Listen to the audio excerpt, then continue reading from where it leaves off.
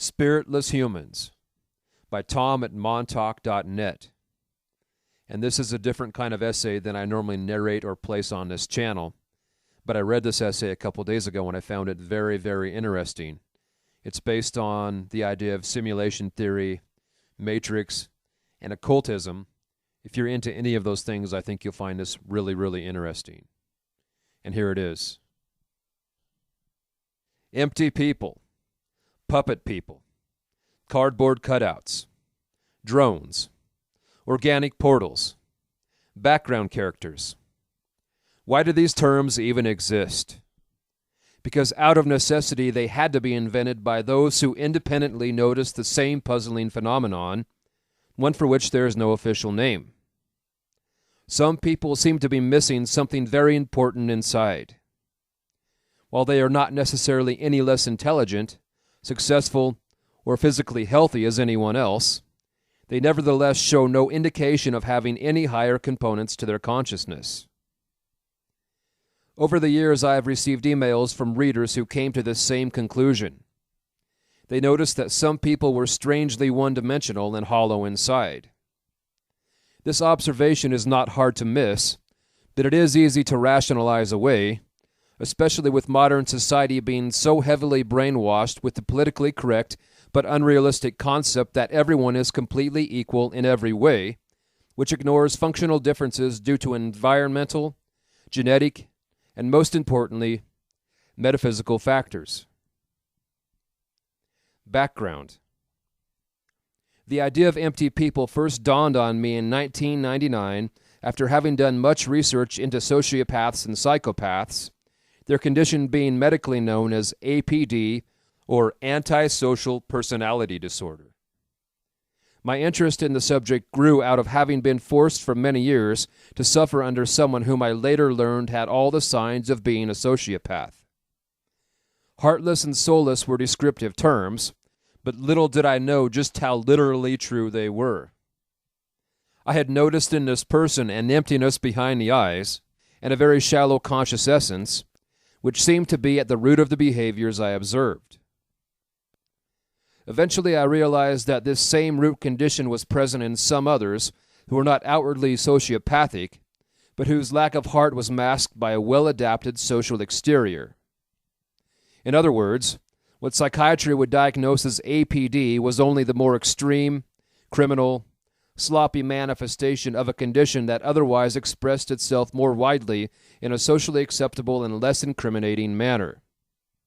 The latter is what may account for the body of empty people present in the population.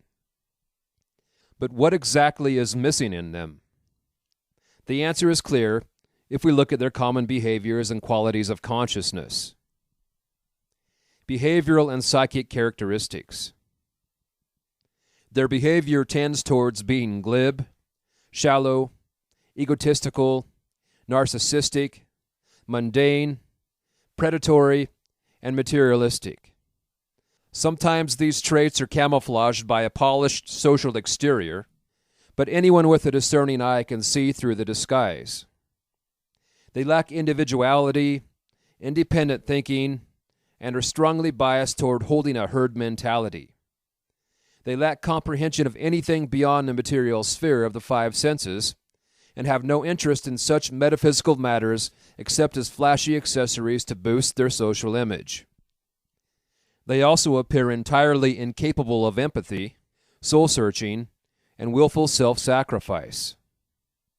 Nevertheless, in the presence of others, they can put on a flashy show of concern, distress, or altruism for purposes of social manipulation. For example, crocodile tears to elicit sympathy, or doing something nice for another solely to guilt-trip them later and extort a favor. Psychically scanning their consciousness reveals something interesting. There is a certain simplicity, flatness, and inertness to their essence, even if their intellects are highly developed. Unlike other people, their conscious energy is more diffuse, dull, impermanent, and amorphous rather than solid, sparkling, crystallized, and concentrated. Put another way, their minds are like sand castles instead of real castles. there is something animalistic and rudimentary piloting their bodies. It seems they have conscious awareness just as plants and animals do, but not conscious self-awareness as humans are supposed to have. There is an important difference between awareness and self-awareness. Spirit, the missing component. The missing factor must be something that endows a being with self-awareness, volition, and the capacity to value transcendental ideals. This goes beyond mere physical factors like missing portions of the brain, defective genetics, or a poor upbringing, because the latter are just defects in the hardware and programming of the biological machine, whereas the problem here involves the consciousness operating the machine. What intuitive or clairvoyant perception picks up about their consciousness involves metaphysical factors instead. What to call this higher component of consciousness absent in some people? Usually it would be called the soul, but that has caused too much confusion in the past. For example, casual readers unfamiliar with the proper definition of soulless thought it meant completely devoid of consciousness, when in reality it meant devoid of individualized consciousness. No, they do have some kind of soul energy by virtue of being alive, but the soul is not imbued with a higher spark of true sentience and self-awareness. Therefore, I will call this higher spark spirit and define it as follows. Spirit is the core of individualized consciousness, that permanent aspect of one's being representing the true self, which accumulates experiences and spiritual wisdom throughout life, survives physical death, and remains intact upon reincarnating to continue growing toward the fulfillment of its potential.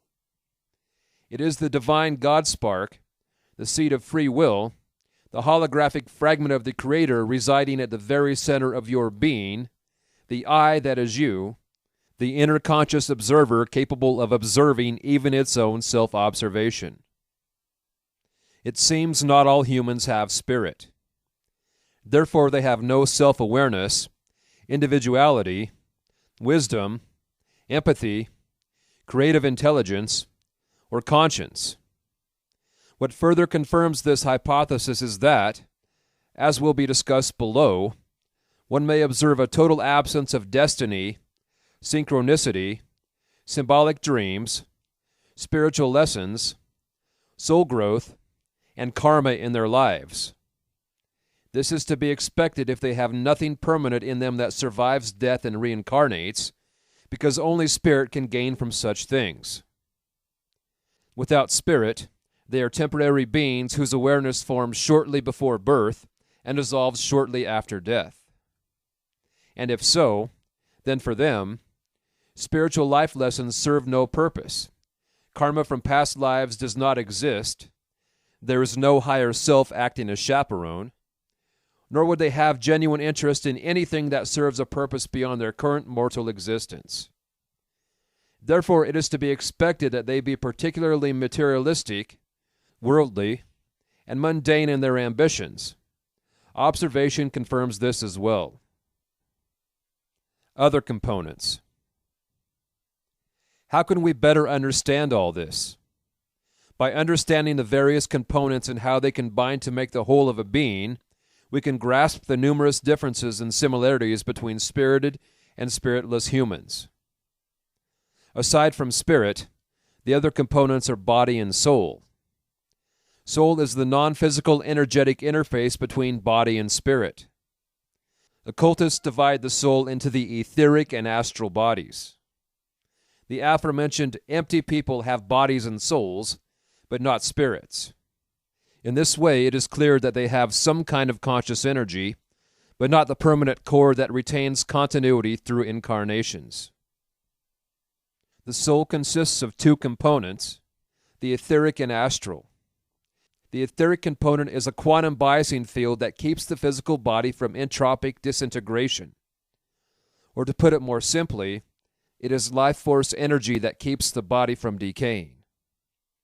The astral component is more abstract and intangible.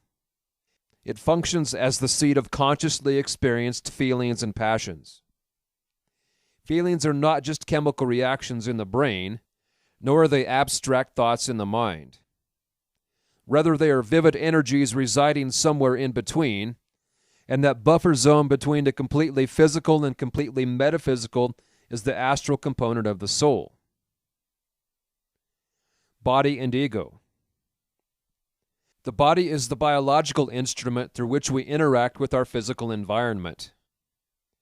The body comes with its own hereditary dispositions, biological drives and instincts, and behavioral algorithms stamped into it through social programming. These deterministic influences converge to create an artificial intelligence in a person that, by default, runs the body like an autopilot computer running an airplane. This artificial intelligence is hereby termed ego. Its fundamental purpose is to ensure survival of the body by optimizing its behavior for the surrounding physical and social environment. In other words, external conditioning programs the ego to achieve survival in the environment from which that conditioning originates. But the ego has no true consciousness of its own. It is just a computer running on neural, and by proxy, etheric hardware that simulates a living identity. Its main advantage is that, being just a computer, it only has to mechanically calculate and react to situations instead of deeply and consciously reflecting. Therefore, it can respond much quicker to external situations. For the spirit, the ego functions as a software device that automates interactions with other humans and provides a mask of identity, programmed from birth, appropriate to the local environment. Somewhat like a player's avatar in the Sims game, which looks and acts like a person and seems to do its own thing when not directed by the player. The problem is that the ego is entirely a product of the past, and spirit entirely outside linear time. The first is completely deterministic, the second is completely non-deterministic. The first is an emergent property of matter, the second a permanent condensation of consciousness. The two have impulses that are often diametrically opposed, one pulling toward materiality, the other toward spirituality.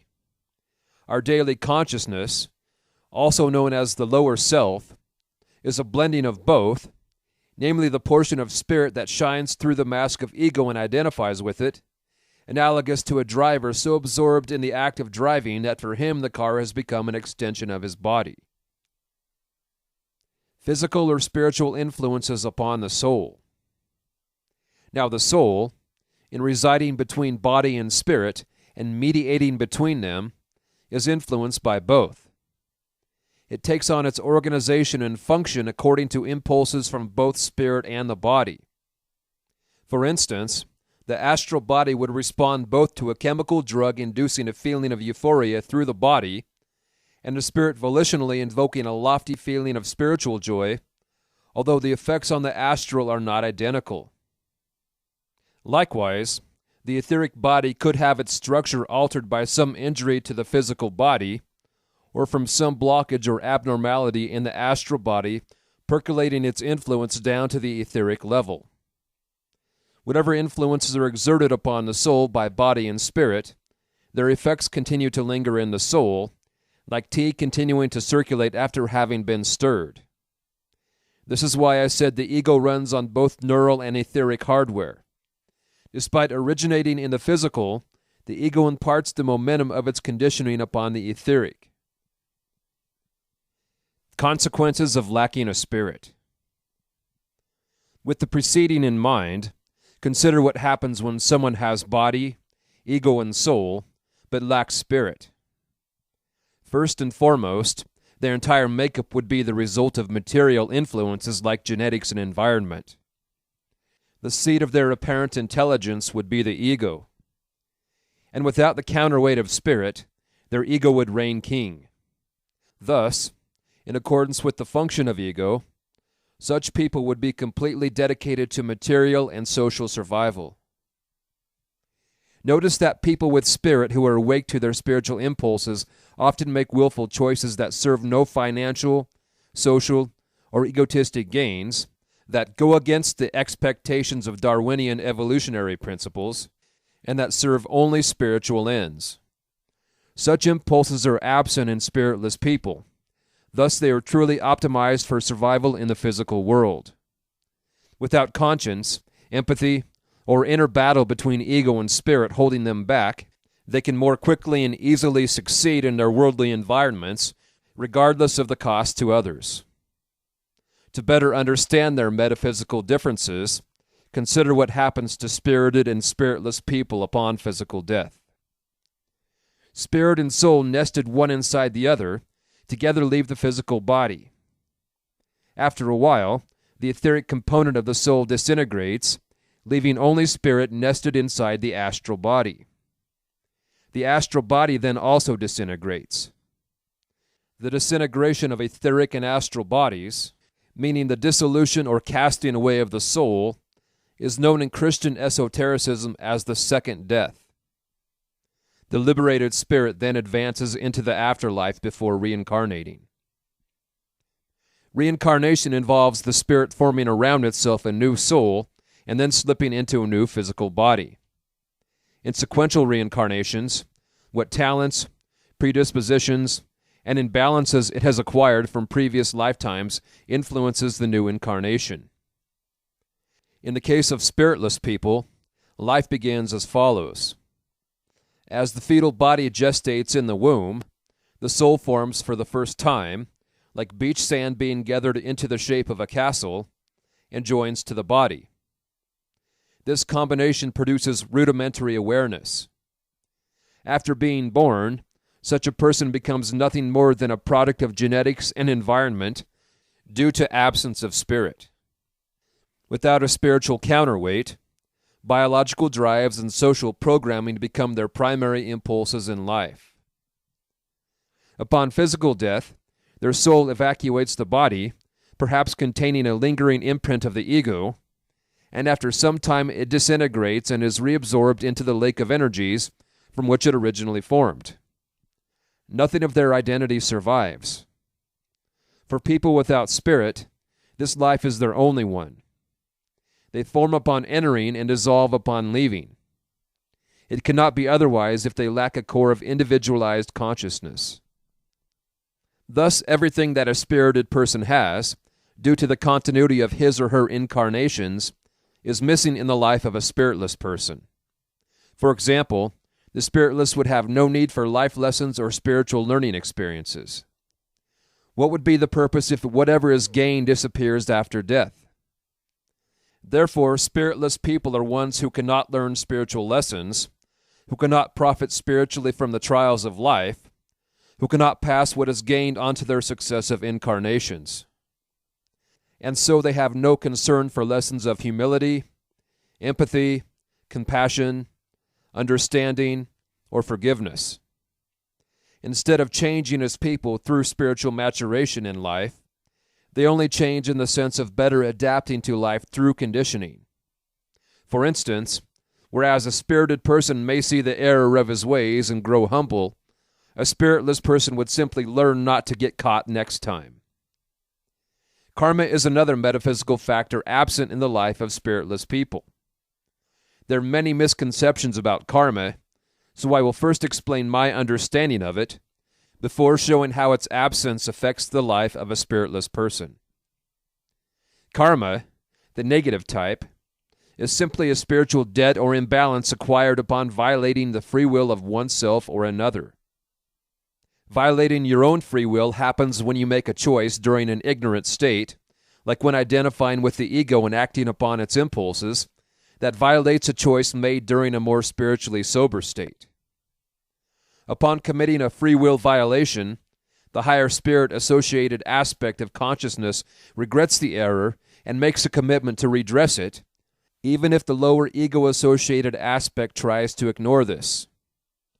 The karmic imbalance then attracts experiences that teach a lesson correcting that ignorance, whether in this life or the next. The lesson learned is universal and does not require memory of the original choice that provoked it, just understanding of the lesson. The karmic experience itself is not what is fated, rather the lesson learned.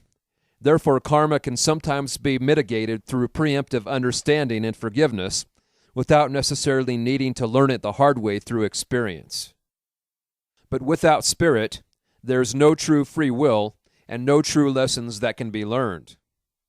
Therefore, the spiritless have no karma and instead live completely under the laws of chance and the law of the jungle. Whereas a spirited individual might be born with karmic handicaps, for the spiritless these handicaps would strictly be a matter of chance or heredity and serve no higher metaphysical purpose. Same with the timing and manner of their death. Whereas spirited people may have loosely planned out their life before incarnating, including the way they will die, spiritless people die according to random circumstances without purpose or meaning, unless their death somehow plays an important part in the pre-incarnation script of a spirited individual. Other missing factors include meaningful symbolic dreams, synchronicities, higher intuitive guidance, and their personal hand of destiny. Spiritless people experience none of these because they neither can nor need to.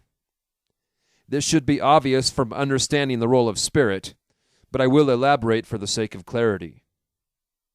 Meaningful dreams primarily serve to alert a person to spiritual imbalances that need to be corrected, but a spiritless person has no need for such messages. They also have nothing higher to send such messages. Without a permanent core of individuality, they have no higher self, which is the perfected future manifestation of spirit, reaching back through time to help out extensions of itself still in the linear past. And without a higher self, they have no inner intuitive guidance to provide certain nudges and protection in life. Thus, whereas a spirited person might experience freak synchronicities and bending of the laws of reality to save them from untimely death, a spiritless person lacking such direction and protection would perish according to chance. Chakra differences between spirited and the spiritless. There is also a difference between spirited and spiritless in what chakras they have. Chakras are vertical energy centers linking soul with body and linking spirit and body through the soul. Each center coincides positionally with the major glands of the physical body, and each serves a different behavioral function. The lower chakras are associated with such behavioral facets as physical instinct, sexual impulses, base emotions, personal power, and intellectual activity. Everyone possesses these. The spiritless, however, have no need for the higher chakras, namely the heart, crown, and third eye chakras, because these are the ones that exclusively link to spirit. The heart chakra, the center of higher emotions like compassion, empathy, spiritual jubilance, is missing in the spiritless because there is no spirit present to associate with these emotions. The crown chakra, through which higher intuitive understanding, originality and creativity, and a connection with objective truth manifests, is likewise missing. The third eye chakra, located between the brows, is normally used for the perception of phenomena and concepts beyond the material realm, and spiritless people confined to the world of the five senses have no need for it either. Consequently, another difference between the spirited and spiritless is that the first have all 7 chakras, while the latter are missing the 3 higher ones, the heart, crown, and third eye chakras. This further contributes to the intuitive or clairvoyant perception that spiritless people are flat and inert inside, regardless of how animated they are on the outside, because the spectrum of their etheric or auric vibrations are missing certain colors and are therefore of a lower overall resolution. All the above follows from one simple postulate, that some people lack spirit, and that they therefore also lack the higher chakras. If you deeply contemplate what this entails, you will understand how this postulate explains the full gamut of observations we have concerning so-called empty people. Difference between spiritless and spiritually asleep people. At this point, you might be wondering, what is the difference between spiritless people and spirited ones who are spiritually asleep in life or simply immature? After all, both may be worldly in their goals and thoroughly caught up in the illusion of the matrix. Both may not be cognizant of dreams or synchronicities, nor display much empathy. For example, there are negative people who are completely under the influence of their egos and external negative forces, who can commit violent crimes and even mass murder without blinking an eye. Not all of them are spiritless, but all of them are indeed void of the influence of spirit when it comes to engaging in such inhuman behaviors. Some lack spirit, others are asleep to spirit. The difference is that a spirited but infantile, asleep person still has latent spiritual potential. So they still have, even in small amounts, the presence of those spiritual factors and dynamics mentioned above. They may still suffer the consequences of karmic debt brought on by dumb choices. They may still receive symbolic dreams attempting to alert them to spiritual imbalances in life, even if they ignore it. They may still experience synchronistic help in shaping their lives against the odds, even if they cannot see it. Spiritless people lack that potential completely. They cannot grow spiritually. This is not a theoretical declaration, but a painful lesson learned from having dealt with too many such persons who never showed any signs of growth or evolution, no matter how much help and opportunity for improvement was given to them. At best they adapt, but more out of conditioning and calculation than actual understanding. There is another important difference. The spirited have lives appropriate to their spiritual needs. So there is a correspondence between their spiritual maturity and type of life. Infant spirits will lead crude lives because the basic existence is all they need, and anything more would be too much for them to handle or gain from.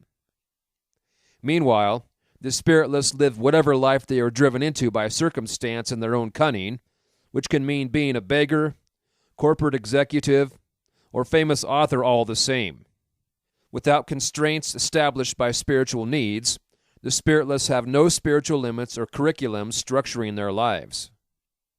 And this is why empty people are not all just spiritually asleep or infantile, because there exists a class of people who share the same inertness behind their eyes, regardless of their type of life, their social standing, their intellectual prowess, and their physical appearance.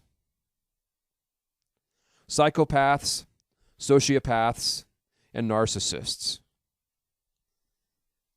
The more extreme manifestations of an absence of spirit is known in psychology as psychopathic, sociopathic, or narcissistic personality disorders. Spirited people who fit this condition are misguided and held hostage by their egos, but they can be rehabilitated. Instead of lacking empathy, their empathy is either suppressed or displaced.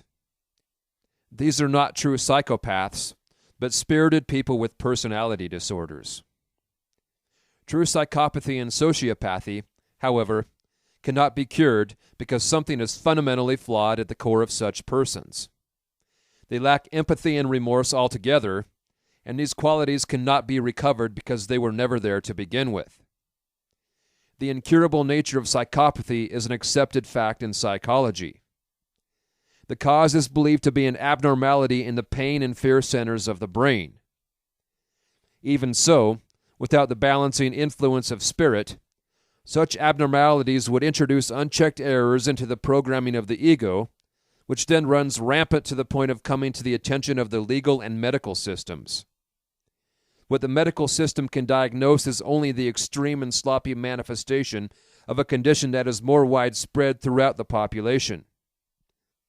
Other spiritless people with properly functioning egos are better at keeping their lack of empathy and remorse camouflaged under more refined social programming. Why spiritless? What others say. Theories abound about why some people lack a higher component to their consciousness and what purpose they serve in the bigger scheme of things. Since I am not the first to make this observation, I will now briefly discuss what others have said so that you can weigh the available options. John Baines writes in his book, The Stellar Man, that humans, like all animal species, have a collective soul unique to their species.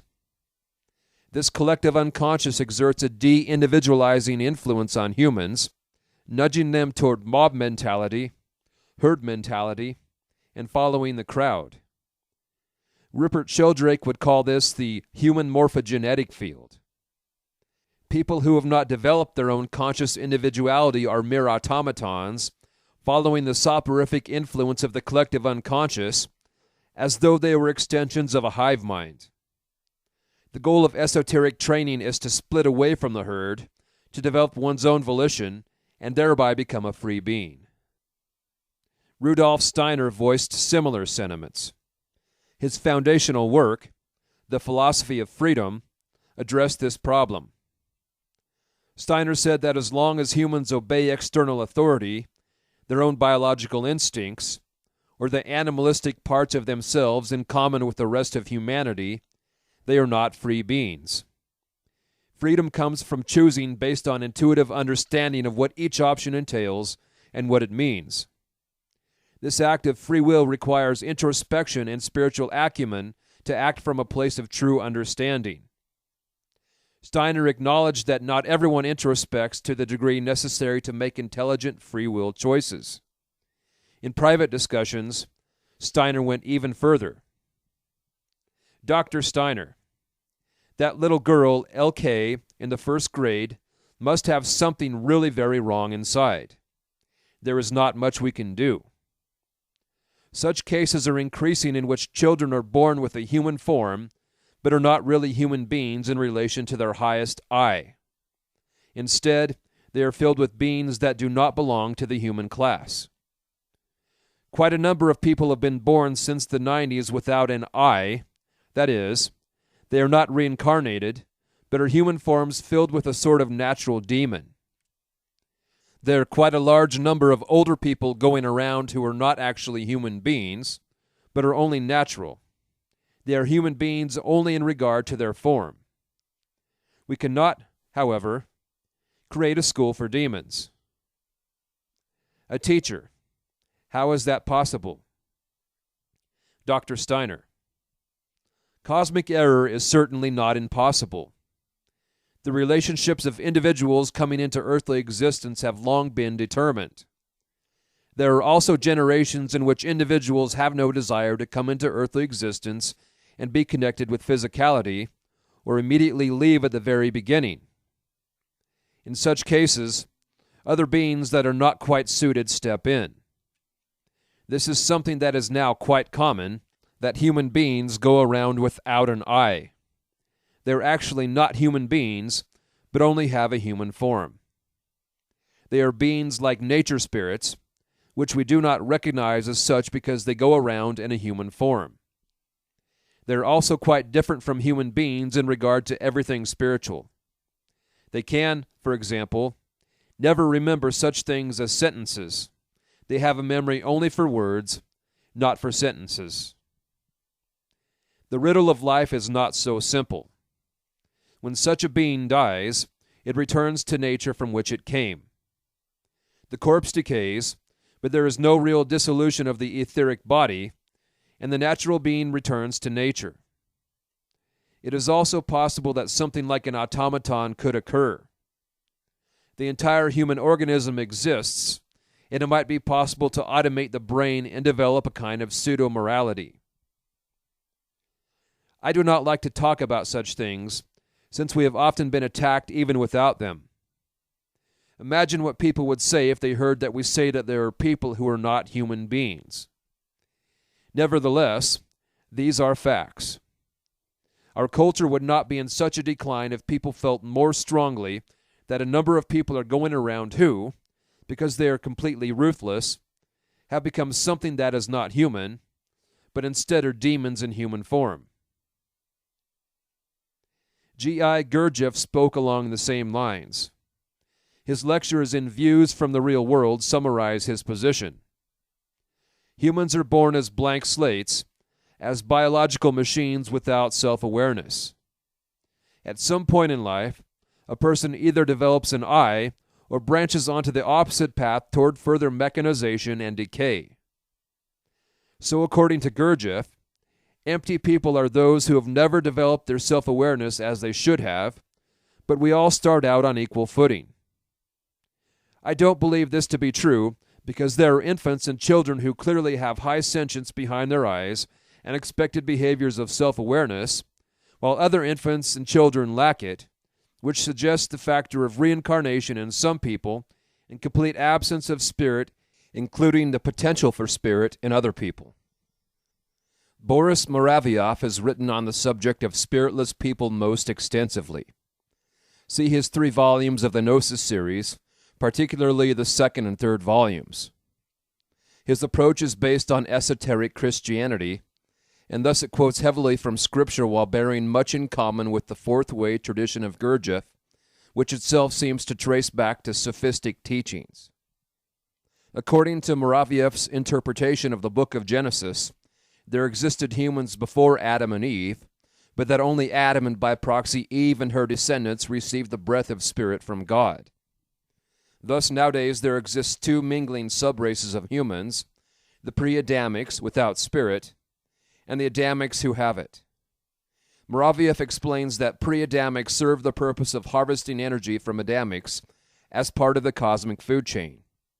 He also explores the metaphysical differences between the two in regards to pre-Adamics missing certain centers, which are analogous to chakras.